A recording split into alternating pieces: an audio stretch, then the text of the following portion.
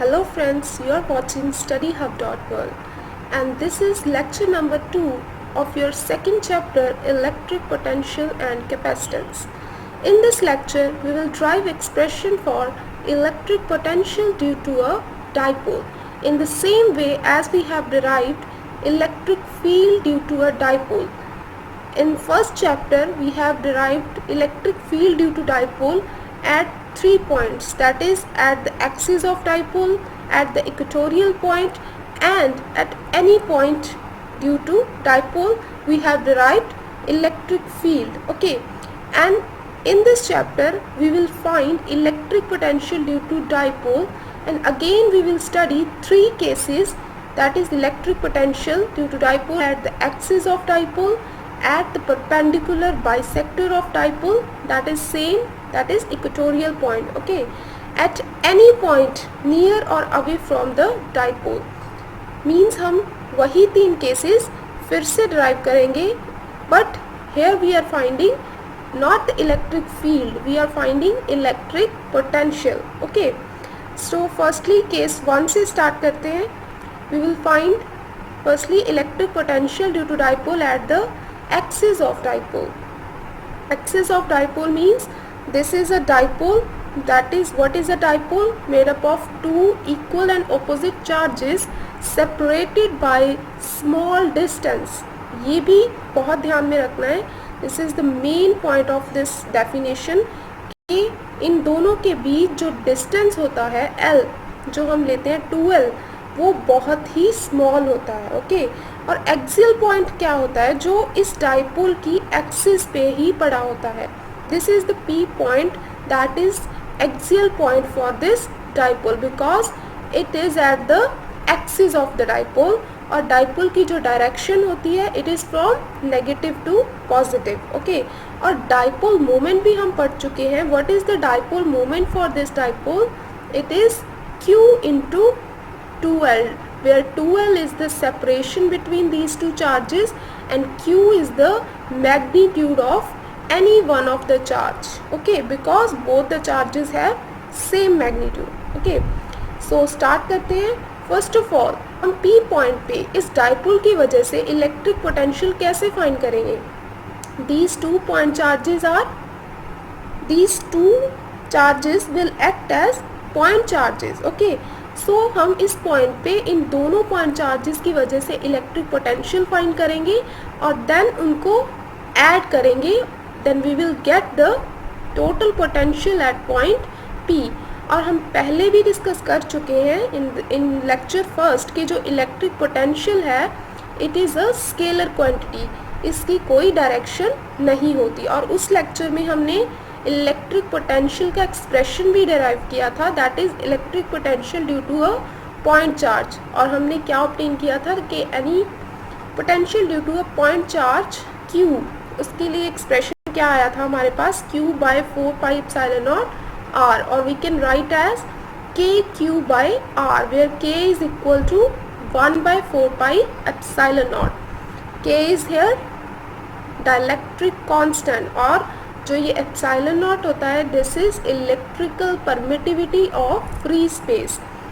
ये हम free space क्यों कंसिडर कर रहे हैं? Because we are placing our charges in vacuum. यहाँ पे कोई भी मीडियम हो सकता है, पर जनरली हम क्या लेके चलते हैं that we have placed these 2 charges in space. Okay, in vacuum. So firstly इस P पॉइंट पे जो प्लस Q की वजह से इलेक्ट्रिक पोटेंशियल होगा वो क्या होगा? Potential due to plus Q charge at point P will be Q by 4 pi epsilon naught R. और R हमारे पास क्या होता है? Distance of this charge from point P. हमने क्या कंसिडर किया कि ये जो सेंटर है, ओके, ये जो सेंटर है डाइपोल का, इससे जो पॉइंट P का डिस्टेंस है वो क्या है? X. हमने इस डिस्टेंस को क्या कंसिडर किया? X. तो ये Q चार्ज से P पॉइंट का डिस्टेंस क्या होगा? X minus L, because this is L. तो potential at P due to this charge will be Q by 4 pi epsilon naught X minus L, because this distance is X minus L. Okay, now potential due to minus Q charge at point P will be, और ये भी हमने ध्यान में रखना है कि potential के केस में हम चार्ज पे जो साइन होता है that either charge is positive और नेगेटिव, वो भी साथ में लेके चलते हैं। दिस चार्ज वाज पॉजिटिव, इसलिए हमने यहाँ पे पॉजिटिव साइन रखा, और ये जो चार्ज है ये क्या है, माइनस क्यू, तो हम इसका साइन भी साथ में लेके चलेंगे। Then potential at P due to minus Q charge क्या होगा, minus q by 4πε0 x plus L। इस केस में जो हमारा डिस्टेंस है, इस चार्ज की वजह से इस पॉइंट पे कितना पोटेंशियल होगा, q by 4πε0 x plus L, क्योंकि ये जो डिस्टेंस है यहाँ से P पॉइंट का, ये क्या है x, और इस पॉइंट से इस चार्ज का डिस्टेंस क्या है L, तो टोटल डिस्टेंस हमारे पास क्या हुआ, x प्लस L। ओके, अब हमारे पास टोटल पोटेंशियल हम कैसे निकालेंगे, potential at point P will be sum of these two potentials, तो क्या आएगा, q by 4πε0 x minus L। Okay, इसका नेगेटिव साइन हमारे पास आया, q by 4πε0 x plus L, तो हमारे पास पोटेंशियल क्या आएगा, q बाई 4πε0 हमने कॉमन निकाल लिया, और ब्रैकेट में क्या आएगा, 1 by x minus L minus 1 by x plus L। अब हम क्या लेंगे, इसका LCM। ओके, LCM क्या आएगा, x माइनस L और x प्लस L का LCM क्या होगा, x square minus L square. तो इसको सॉल्व करेंगे तो हमारे पास total potential due to dipole क्या आएगा, q by 4πε0 2L by x square minus L square. This is the total potential at P due to dipole. Okay. Now dipole moment हम इस dipole की वजह से क्या होती है हमारे पास, P equal to Q dot 2L। तो ये जो एक्सप्रेशन में हमने Q डॉट 2L जो हमारे पास आया, इसकी वैल्यू क्या होगी, P। तो हमने इसकी वैल्यू क्या पुट की, P, और हम इस एक्सप्रेशन को कैसे लिख सकते हैं, P by 4πε0 x square minus L square, and 1 by 4πε0 is K, that is KP by x square minus L square. Okay, और हम इसको और जनरली कैसे लिख सकते हैं, हमने इलेक्ट्रिक फील्ड के केस में भी ऐसे ही किया था कि हमारे पास जो ये डिस्टेंस होता है x, this is very very large as compared to this L, okay, because this separation is very very small। तो ये जो हमारे पास L होता है ये बहुत ही स्मॉल होता है as compared to this x। Okay, तो हमारे पास जो L स्क्वायर है वो तो और भी छोटा हो गया, ठीक है, तो x square is very very greater than L square. तो इस L स्क्वायर को हम निगलेक्ट करेंगे तो हमारे पास total potential at P due to this dipole will be Kp by x square. This is the expression for potential due to dipole at the axis of dipole. Okay. अब second case हम करेंगे, that is at the perpendicular bisector of dipole. Means same कि हमारे पास ये कोई equatorial point है, means this is the perpendicular bisector for dipole जो इसकी सेंटर से पास कर रहा है, और इस बाइसेक्टर पे हम कोई भी पॉइंट कंसिडर कर सकते हैं। Let us consider this is some point P। Okay, तो ये इस परपेंडिकुलर बाइसेक्टर पे लाई कर रहा है हमारे पास, तो इस पॉइंट पे हमारे पास जो पोटेंशियल होगा वो कितना होगा, this potential will be sum of potential due to minus q charge and potential due to plus q charge। Okay, तो इस प्लस q चार्ज की वजह से p पॉइंट पे जो पोटेंशियल होगा it will be q by 4πε0 root x square plus L square. हमारे पास ये डिस्टेंस हमने सेम P पॉइंट का सेंटर से डिस्टेंस कितना माना है x, और ये हमारे पास क्या होता है L। So this distance will be root x square plus l square. Okay. Similarly ये डिस्टेंस भी सेम ही होगा हमारे पास root of x square plus L square.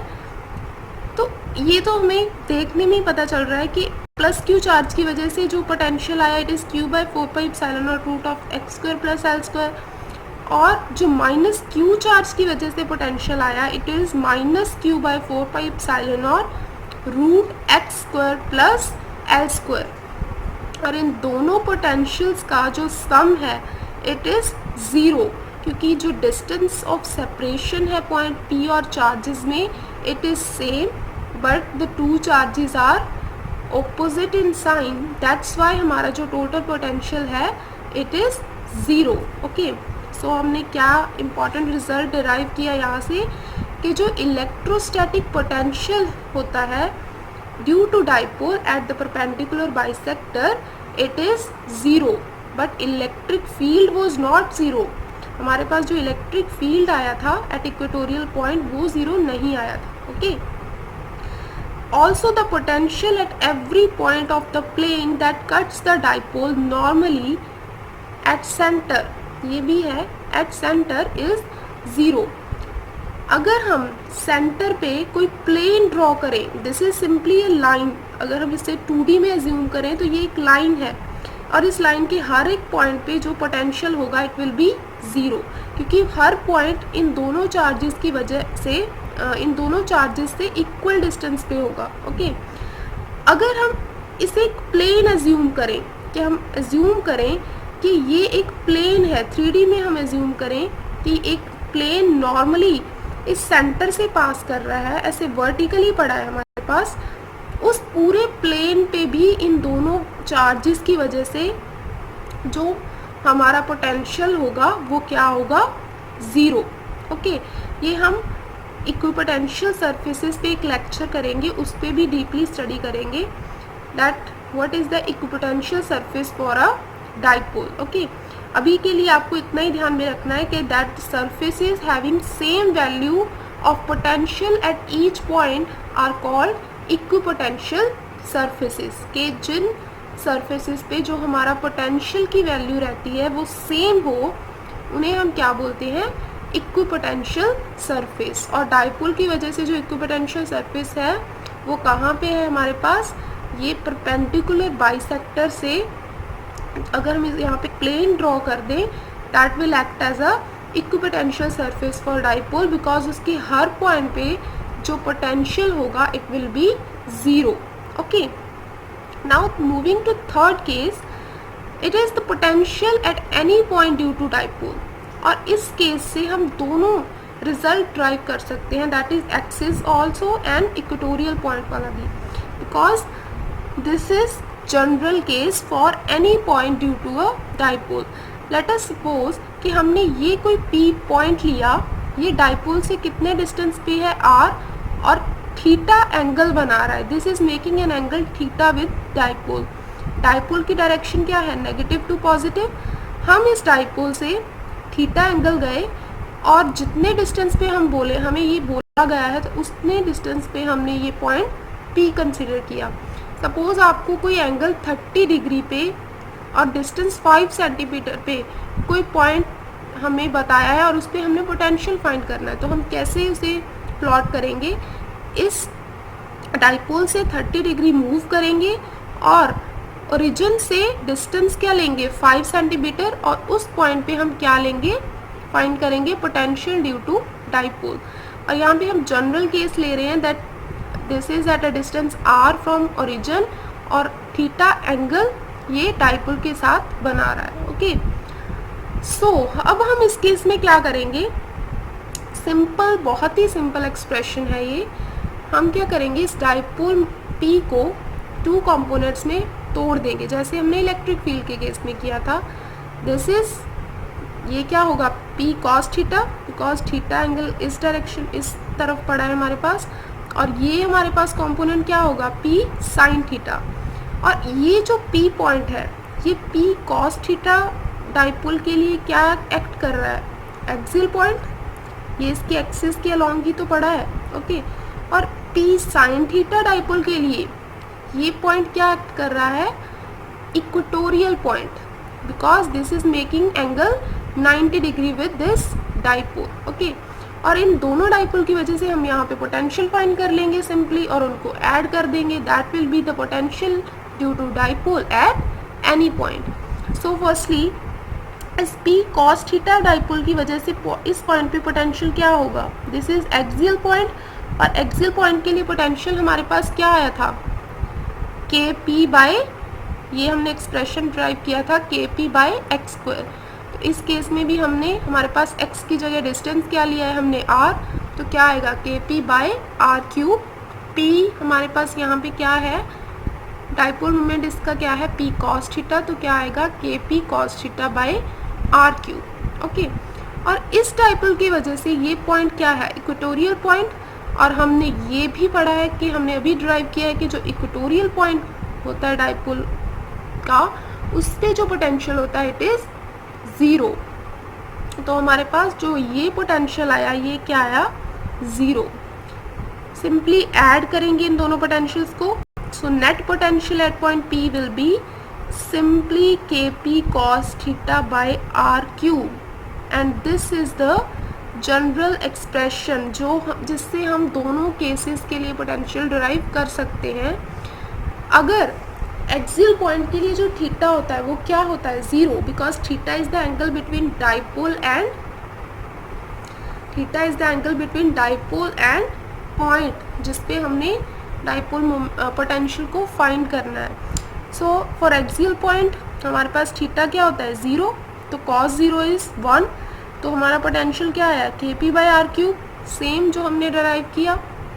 अगर हम इक्वेटोरियल पॉइंट के केस में देखें, वहाँ पे हमारा जो थीटा होता है वो क्या होता है, 90 डिग्री, cos 90 इज 0, तो v क्या आएगा, 0। दिस इज सेम जो हमने सेकेंड केस में ड्राइव किया। ओके, सो ये एक्सप्रेशन भी बहुत इंपॉर्टेंट है, आपको ध्यान में रखना है, ठीक है। अब हम इम्पॉर्टेंट पॉइंट्स हमने जो इस लेक्चर में पढ़े हैं एक बार दोबारा से देखते हैं।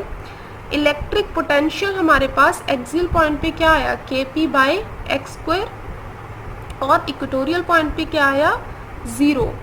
और फर्स्ट लेक्चर में हमने जो इलेक्ट्रिक फील्ड वाला चैप्टर किया, उसमें जो हमने एक्सियल पॉइंट के लिए इलेक्ट्रिक फील्ड डिराइव किया था वो क्या था, 2Kp बाय एक्स क्यूब, वो क्या था, 2Kp by X cube. You can see कि इस केस में जो हमारा डिपेंडेंस है पोटेंशियल का वो एक्स स्क्वायर के साथ है, inversely proportional to X square, और जो इलेक्ट्रिक फील्ड है it was inversely proportional to X cube. Okay, ये डिपेंडेंस भी ध्यान में रखना है। और electric field at equatorial point क्या आया था हमारे पास, Kp by X cube, it was simply double of this electric field. E at axial point is simply double of electric field at equatorial point. So these 4 expressions are very important. Next, rest of the topics we will study in your next lectures. Thank you.